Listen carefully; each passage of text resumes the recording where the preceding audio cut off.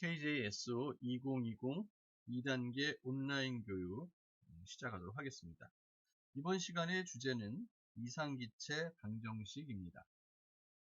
이 주제를 가지고 기체의 여러 가지 성질이 어떠한 연관성이 있는지를 알아보도록 하겠습니다. 먼저 기체가 가지고 있는 여러 가지 특성 중에 하나가 기체의 압력입니다. 압력이란 단위 면적에 가해지는 힘의 크기로 정의할 수 있겠습니다. 어떠한 질량을 가진 물질이 표면에 부딪힐 때 가해지는 힘인데요. 특히 이 기체 입자가 어떠한 표면에 충돌할 때 가해지는 힘을 우리가 기체의 압력이라고 합니다. 공기의 압력, 우리 주변에 있는 공기, 즉 대기의 압력을 측정한 과학자가 있는데요. 이탈리아의 과학자인 토리첼리는 수은을 이용해서 대기압을 측정하였습니다.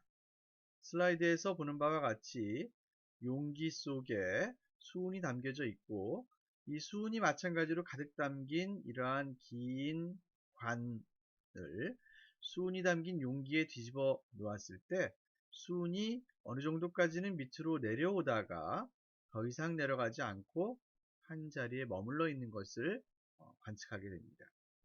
이때 수은은 중력에 의해서 밑으로 내려오려고 하는 힘이 분명히 존재할 텐데 더 이상 내려오지 않고 이것이 머물러 있는 이유는 주변의 대기가 수은 표면을 향해서 누르는 힘이 존재하기 때문이죠.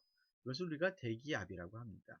그래서 외부 압력이 1기압이라는 단위로 측정이 될 때 이 수은 기둥의 높이는 76cm가 되겠습니다. 그래서 우리가 기체의 압력을 표현하는 그 압력의 단위는 굉장히 다양한데요. 파스칼, 기압, 토르 또는 밀리미터, HG, 바, PSI 뭐 이런 단위들이 있습니다. 방금 우리가 같이 살펴본 토리첼리의 실험에서 수은 기둥의 높이를 밀리미터로 표시한 것이 하나의 압력의 단위가 되기도 합니다. 앞서서 76cm라고 했는데 이것을 밀리미터 단위로 표현하면 1기압에서는 수은 기둥의 높이는 760mm가 됩니다. 그래서 우리가 흔히 많이 쓰는 단위는 기압이라는 단위입니다. 영문 표현으로는 ATM이라고 표현을 많이 하는데 1기압일 때 수은 기둥의 높이는 760mm가 된다라고 알고 있으면 되겠습니다. 두 번째로 기체의 특이한 성질 중에 하나로 부피를 예를 들 수 있겠는데요. 우리가 부피라는 것은 어떠한 물질이 차지하는 공간이죠. 그렇죠? 고체의 얼음이 일정한 공간을 차지하고 있습니다. 그리고 이 고체는 용기가 없더라도 그 부피가 일정하게 유지가 되죠. 그리고 액체의 물은 컵 속에 담겨 있으면 일정한 부피를 차지하면서 공간을 차지하고 있습니다. 고체와 마찬가지로 액체도 뚜껑이 없더라도 그 물질의 양이 결정되면 액체의 부피가 결정이 됩니다. 그러나 만약 물이 끓어서 수증기가 되면 수증기가 들어있는 용기가 얼마나 크냐에 따라서 그 수증기는 아무리 큰 용기라도 가득 채울 수가 있죠. 그래서 우리가 기체의 부피라는 것은 그 기체가 차지하고 있는 공간을 기체의 부피라고 얘기합니다.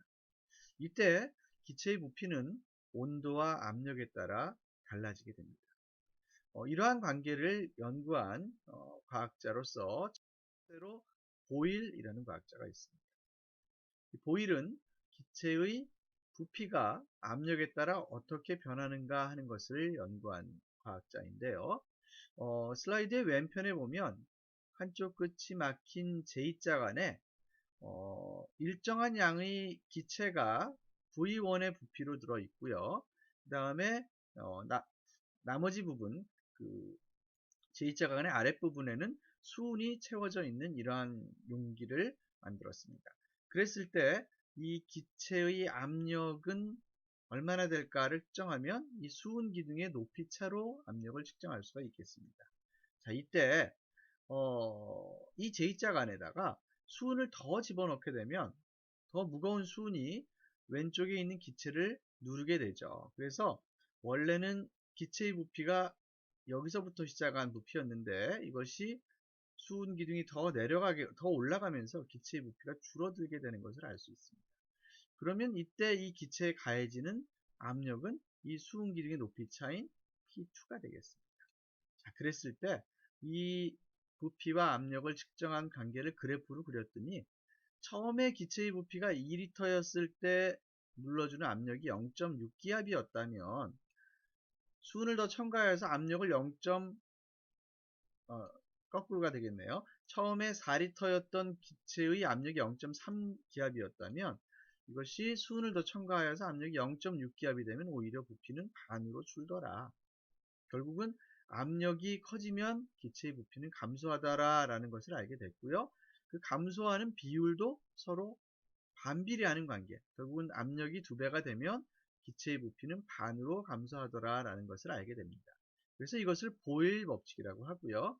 이것을 식으로 나타내게 되면 처음 상태의 기체의 압력과 부피의 곱은 나중 상태의 압력과 부피의 곱과 같다라는 것이 보일의 법칙입니다. 다시 말하면 기체의 압력과 부피를 곱한 값은 항상 일정하다라는 것이 보일 법칙이 되겠습니다. 물론 이때의 조건이 하나 있습니다. 보일 법칙이 성립하기 위해서는 온도가 일정한 상태에서라는 조건이 필요하겠습니다. 두 번째는 샤를 법칙인데요. 샤를 법칙은 이 샤를이라는 과학자는 온도와 부피 사이의 관계를 연구한 과학자입니다. 기체의 부피가 온도가 증가하게 되면 어떻게 되느냐 하는 것이죠. 샤를이 관측한 바에 따르면 압력이 일정한 상태, 압력을 일정하게 유지한 상태에서 기체의 온도를 증가시켜주면 기체의 부피도 따라서 증가하더라라는 것이 샤를 법칙입니다. 슬라이드에 있는 그래프처럼 온도가 증가하면서 기체의 부피도 비례해서 증가하더라라는 걸 알 수 있습니다. 이때 주의해야 될 점은 온도가 증가함에 따라 기체의 부피도 증가하는데 이때의 온도는 항상 절대 온도여야 된다라는 것이죠. 그래서 5도씨의 기체가 10도씨가 되면 기체의 부피가 2배가 된다라고 한다는 것은 틀리다라는 겁니다. 섭씨 온도가 아니라 절대 온도로 기체의 부피에 따라서 기체의 부피가 비례해서 증가한다. 즉 200K의 기체가 400K가 되면 기체의 부피는 2배가 된다라는 것이 샤를 법칙입니다. 그래서 이것을 식으로 나타내면 처음 상태의 기체의 온도와 기체의 부피의 비율은 또 다른 상태의 온도와 기체의 부피의 비율과 같다.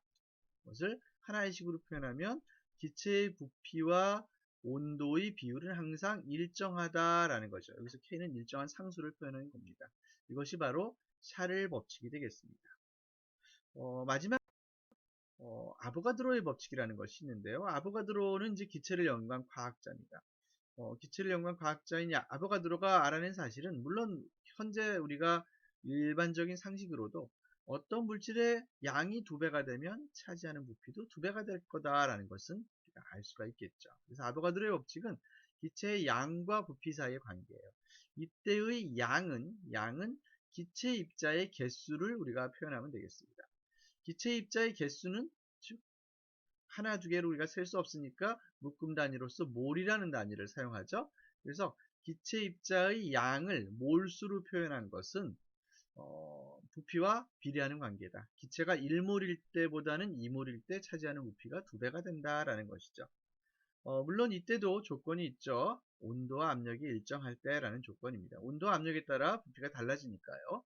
그래서 양과 부피 사이 관계는 비례하는 관계이다. 그래서 간단한 식으로 보면 기체의 부피는 양에 비례하고 이때 비례상수, 어떤 상수가 존재한다라는 것이죠. 자, 이 세 가지 법칙을 우리가 한번 보면 기체의 부피라는 것은 결국은 압력에는 반비례하고 온도에는 비례하고 그다음에 이 기체의 양, 즉 몰수에는 비례한다라는 것을 알 수가 있죠. 그래서 우리가 이걸 간단하게 쓰면 기체의 부피는 비례상수 이렇게 쓰고 압력에 따라 반비례하고 기체의 양에 비례하고 온도에 비례한다. 이러한 비례식을 하나의 방정식으로 만들면 이때 비례 상수만 하나 더 넣어주면 되죠. 기체의 부피는 어떠한 비례상수, 즉 우리가 R이라고 하겠어요. 이 비례상수 곱하기 P분의 NT로 표현할 수가 있겠습니다. 그래서 이 식을 P를 양쪽으로 이항을 해주면 결국은 최종적으로 P 곱하기 V는 nRT라는 이러한 식이 나오게 되죠. 그리고 이때 우리가 아까 이무일에 놓았던 이 R이라는 비례상수를 우리는 기체상수라고 부릅니다. 그래서 이 식을 이상기체 방정식이라고 하고, 이때 이상기체라는 것은 실제 기체는 아니지만 우리가 가상으로 생각한 기체라는 거죠. 이 이상기체는 가상적으로 존재하는 기체인데 그 기체는 기체 입자 사이에 상호작용이 거의 없는 기체다라고 우리가 정의를 하고 있습니다. 그러나 실제 사람들이 일반적으로 접하게 되는 기체의 압력과 온도 조건, 즉 일기압 한 300K 내외에서는 이상기체의 거동을 그대로 실제 기체에 적용을 하여도 크게 오차가 나지 않기 때문에 일반적으로는 이상기체 방정식이지만 실제 기체에도 적용을 할 수가 있겠습니다. 자, 그래서 이번 시간 여러분들과 같이 공부한 요 내용, PV는 nRT라는 식, 기체를 우리가 다룰 때는 이 식을 굉장히 많이 사용합니다. 기체의 압력과 부피의 곱은 기체의 몰수와 기체상수와 온도를 곱한 값과 같다라는 이 이상기체 방식을 꼭 암기해 두시고요. 한 가지 주의할 점은 온도가 섭씨 온도가 아니라 절대 온도라는 점. 이 점을 꼭 기억을 해야 되겠습니다. 그래서 이 식을 가지고 여러 가지 응용 문제를 우리가 참고 자료를 이용해서 한번 풀어보시면 좋을 것 같습니다. 이것으로 이번 강의는 마치도록 하겠습니다.